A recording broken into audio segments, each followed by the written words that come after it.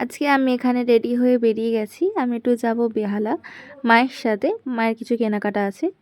এখানে আমি চলে এসেছি, ওয়েট করছি। আর মা ওই যে আসছে, দেখা যাচ্ছে। তারপরে আমরা চলে গেছিলাম রাজলক্ষ্মী জুয়েলার্সে। ওরা সবে সবে রেনোভেট করেছে দোকানটা। মায়ের কিছু কেনার ছিল সেই জন্যে। তারপর আমরা চলে গেলাম ওখান থেকে শ্রীহরিতে আমার দিদার জন্য ঝুমকো কিনতে। কিন্তু তারপর কি হলো সেটা তোমরাই শোনো।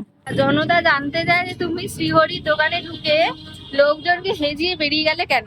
কেননা আমার জিনিস পছন্দ হয়নি, একটা ব্যাকা আছে, কানের রিংটা ঠিক নেই, ওটা নিয়ে গেলে খুলে পড়ে যাবে। তখন এখন 8টা বাজে, এখন একটা দোকানে ঢুকে হেজিয়ে বেরিয়ে গেলে তারা গালি দেবে তোমাকে, সেটা কি তুমি জানো? দেবে দেবে, আমার পড়ে গেছে, আমি পয়সাটা তো খরচা করলাম না।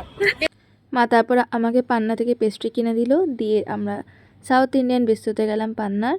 মা খেলো হচ্ছে মশলা ধোসা, আমি খেলাম দহিওয়াড়া, যেটা খেতে খুব ভালো ছিল। আর এখানে তোমরা দেখতে পাচ্ছ মা আমাকে জোর করে খাইয়ে দিচ্ছে ধোসাটা। তারপর আমি বাড়ি চলে এসেছিলাম। আর ভাল লাগছিল না। দিয়ে রাত্রির 1:05 আমার ইচ্ছা হচ্ছিলো পেস্ট্রিটা খাওয়ার। তো এখানে আমি আমার ক্রেভিংস ফুলফিল করছি রাত্রিবেলা, late night cravings. Bye, good night.